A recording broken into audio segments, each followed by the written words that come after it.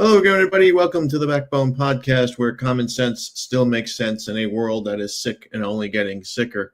And of course, after yesterday's horrific tragedy, that bloodbath that occurred in Midtown Manhattan, we are finding out more and more and more about who this vermin was, why he may have done what he did. And we'll probably get into something like that maybe sometime later this week. As more and more stuff begins to come out. They found a suicide letter. It's a couple of pages, maybe 2 or 3 pages, where he claims to have CTE, and he wasn't an NFL player or even a college player. He was just some kid who played high school football, and that was that. But we don't know how he got to how he came to do what he did. We just don't understand why, and where he got the weapons from. Supposedly, this guy was, well, not supposedly, he is mentally disturbed, but he had mental issues, and the state of Nevada still granted him a concealed weapon license, which is beyond me. I don't know how you give anybody that if they have any sort of mental issues. I mean, the police even took him to the hospital a few times. You should lose your rights to a handgun automatically the minute you have one mental disturbance. But we're not going to be talking about that today. We are going to be talking about some other outrage, some incredible outrage today that just makes you wonder about people and society, the young people today. You know, a couple of weeks ago, I was at a bar with a few friends, and I said the word retarded out loud, just talking to the guys I was with. And a guy across the bar must have heard me, and he says, "Hey man, the R word is offensive. I have 3 of those in my family," which made me chuckle because, he kind of looked retarded himself. But, like, at my age, the generation that I'm part of, the time that I grew up in, you called somebody retarded. It was just basically like, whatever, it just went in one ear or out the other. Was like calling them stupid or dumb. But now these kids are this generation Z and millennials and whoever the fuck else you want to talk about, they're so sensitive and so weak and feeble that anything and everything will bother them. The case in point is this latest American Eagle advertisement with the lovely Sydney Sweeney. As you can see here, she looks absolutely amazing. Now, this ad caused so much controversy, and I can't figure out why. Until I started watching some videos of these TikTokers, or whatever you want to call them, complaining. And if you look at every single one of these women complaining, and they're mostly all women, they are all horrible looking women. They are all pigs, cows. I don't even want to insult pigs and cows because some pigs and cows are cute. These bitches are just horrific monsters, covered in tattoos, piercings all over the place. The ones with the one with in the nose there that looks like, the one you put on a bull.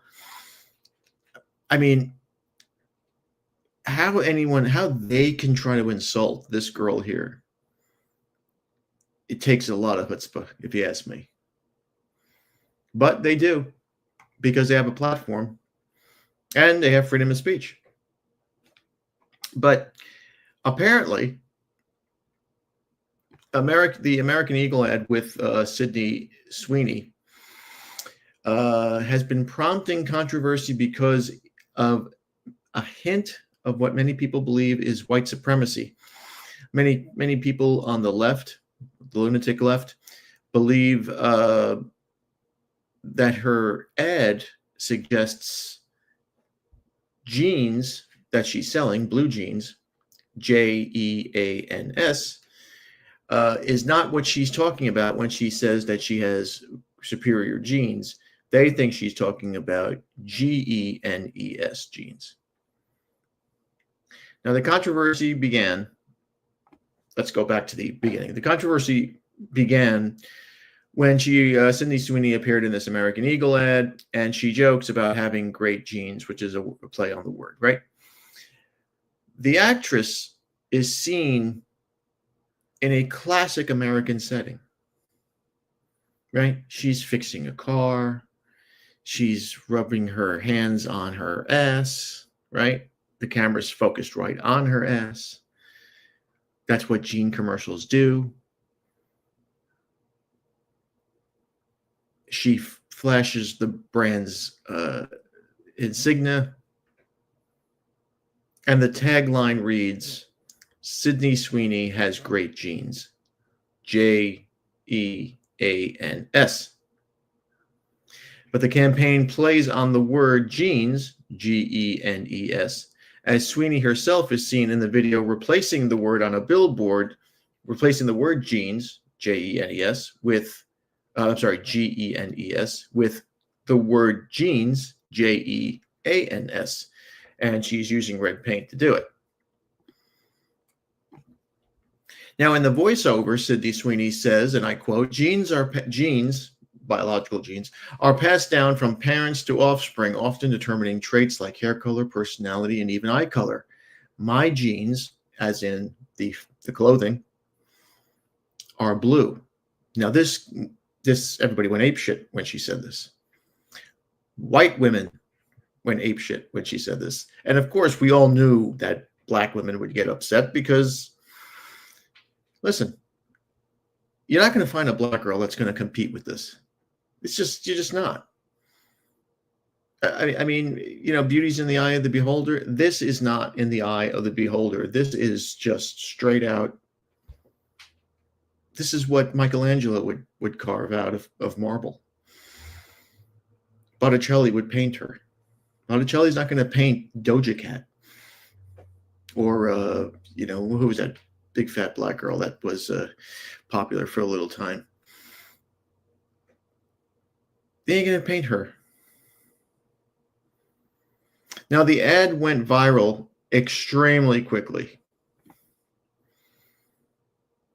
And not for the style of the jeans or how the jeans looked. Critics were calling it out as tone deaf, promoting whiteness, promoting thinness. Yeah, we need to get thinner. You know what? We have too many lard asses in this world, in this country. We need to get thinner. And promoting eugenic ideology. That's what their claim is. Now, some people on the right side of the aisle are clapping back. Megyn Kelly has said, and I quote, people are upset because it's about who gets to be the face of America's best genes, Genes. They think it's no accident that they've chosen a white, thin woman because you're, I guess, not allowed to celebrate those things in any way, shape, or form. But they're completely ignoring the reference to her body, which is the thing she's famous for. It's absurd. And that's kind of true. Sydney Sweeney, I don't think I've ever seen her in a movie, but I don't think she's, you're not going to confuse her for Meryl Streep or Sally Field. Listen, she's this decade's Megan Fox. Megan Fox, like 20 years ago, was the hottest thing on the planet. She was super duper hot when she was in her 20s. Now she's in her mid to late 30s. She ain't there no more. You don't see her Megan Fox as much anymore. And trust me, Sydney Sweeney's 27. When she hits 37, you ain't gonna see her much more either. It'll be somebody else to replace her. Now, the backlash stems from the phrase great genes, biologically speaking, which critics say carries historical links to white supremacy and eugenic ideas. But what people don't understand is, what lefties and Democrats and progressives don't understand is that their champion, historically, the guy who was president of Princeton and a former president of the United States, Woodrow Wilson, who was a liberal progressive Democrat, very liberal, very progressive, and very Democrat, he was in favor of eugenics. He pushed eugenics. He wanted to kill and get rid of people with Down syndrome, people who are born with ailments. And there were even rumors that he thought that black people were inferior, eugenically. What do you have to say about that? Now, a widely circulated Salon article, another rag, and a viral social media post claim that the phrases like great genes, when paired with blue-eyed, blonde-haired women like Sweeney, echo historical white supremacist rhetoric and Nazi propaganda. Ooh, the Nazis made it to American Eagle. Can you imagine you're a brand named American Eagle, right? American and Eagle. Eagle is a symbol of, well, America, the American bald eagle. How did they get Nazi propaganda out of that? Now, TikTok has gone nuts, and I'm going to try to find some clips of this. One TikToker commented that a blue-haired, and I quote, blonde-haired, blue-eyed white woman talking about her good genes, that's Nazi propaganda. That's insanity. That's absolute insanity. Now, I want to show you this clip of this woman who just goes to show where we are in the world. And let me see if I can find this here. Let's see. Here she is. All right. Let's give homegirl her little bit of fame here. She is crying.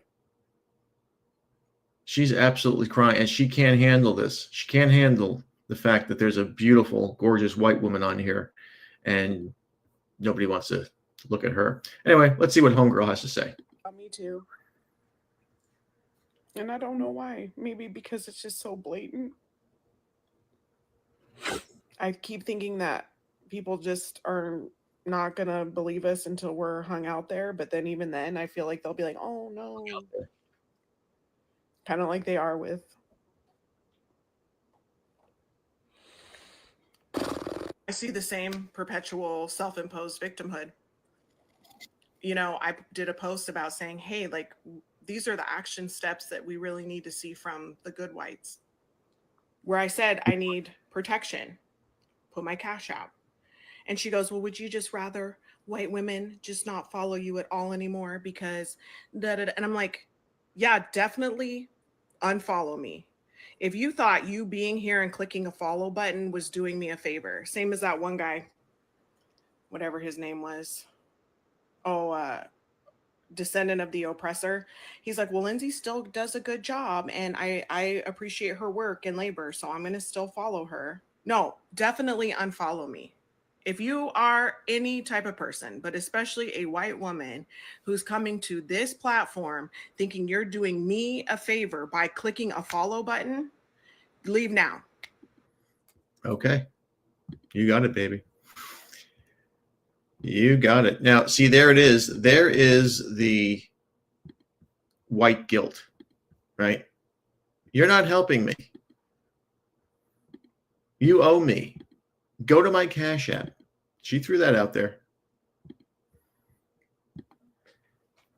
Go to my Cash App now if you want to support me.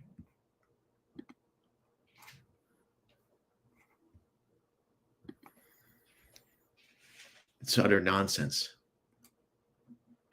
You know, I forget who it was. He was a former KGB. I think he was the head of the KGB many, many years ago, who famously said, I have the criminal in mind. You just have to think of the crime. And that's what the left does. They look for anything and everything to complain about.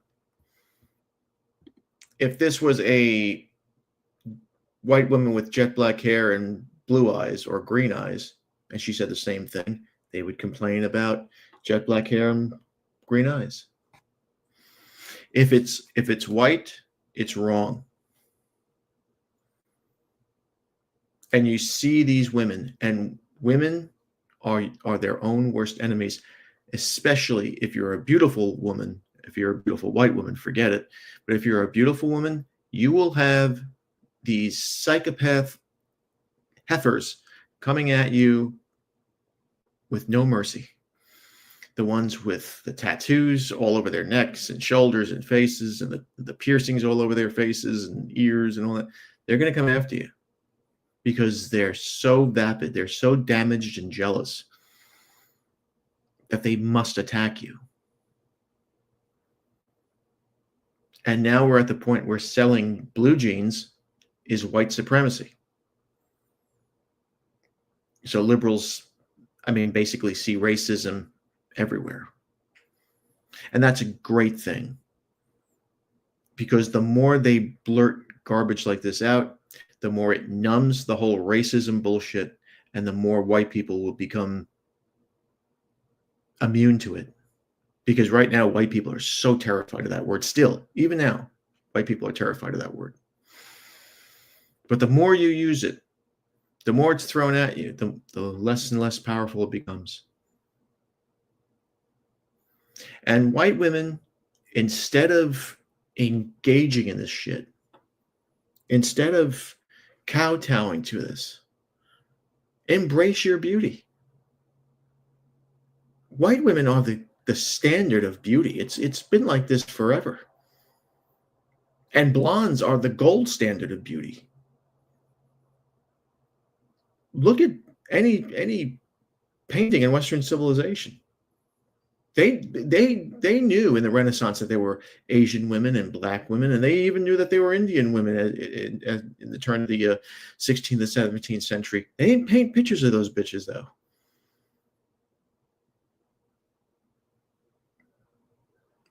Because when they saw a beautiful girl from France, or a beautiful girl from Italy, or a beautiful girl, a German girl, they saw the standard of excellence there. Advertising, Hollywood in the old days used to see the standard of excellence there. You wouldn't see this, these actresses, half these actresses today in Hollywood wouldn't even make it to the screen back in the 1950s. Who's that? Zoa, Zamila, Zadelda, whatever. She looks like a little boy. You're going to compare her to Marilyn Monroe? Or Ingrid Bergman? Yvonne DiCarlo? Jane Russell? You got to be kidding me. Sophia Loren, Gina Lollobrigida? Are you nuts? An American Eagle putting on a beautiful, blonde, blue-eyed white woman is such a terrible thing. But yet Ulta, a makeup store that my kids spend a fortune in, they have a dude with a beard and a dress as their campaign, as the face of their campaign.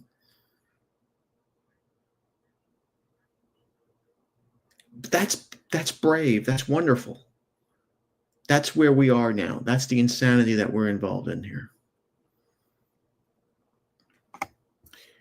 In the 1980s, there was a extremely gorgeous girl. She was very, very young, who was probably the most famous face in the world at that time. She was extraordinarily gorgeous. And she, as an older woman today, I think she's only 10 years older than me, frankly, she's still gorgeous and still beautiful. And her name is Brooke Shields. Brooke Shields, I believe, was like 13 or 14 years old when she did this, at that time, controversial commercial for Calvin Klein. Now, the commercial was her laying down, sort of like Sydney Sweeney was, lying down and saying that in these very tight jeans. And she states, the famous quote was, "Nothing gets between me and my Calvins." Now, people back then, and I kind of understood this, people back then, it was a little bit more conservative. This was Ronald Reagan's 80s, said that you can't sexualize a young girl like this, which I agree with.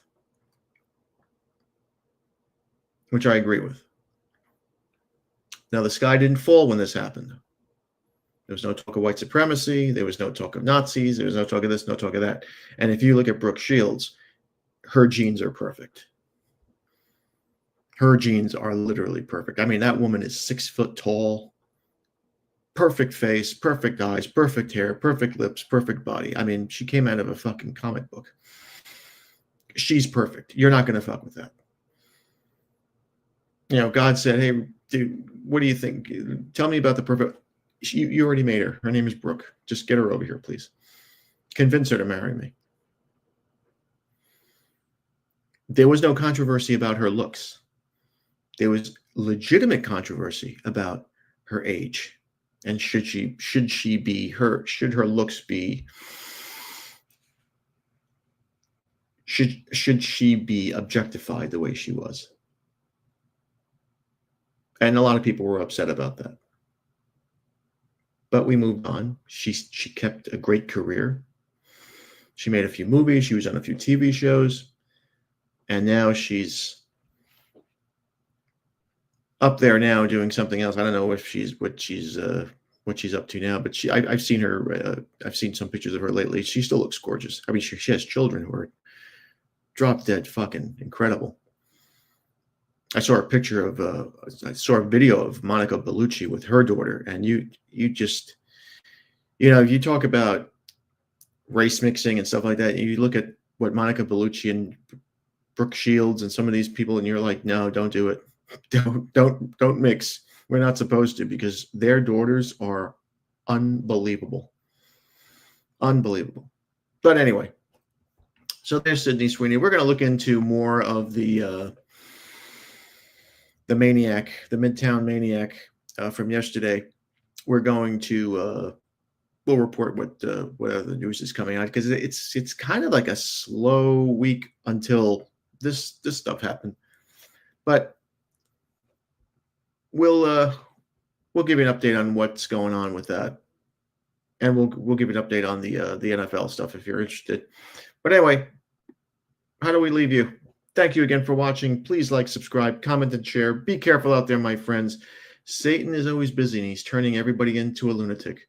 Be a man, have a backbone, because common sense and masculinity are worth standing up for. We'll see you later.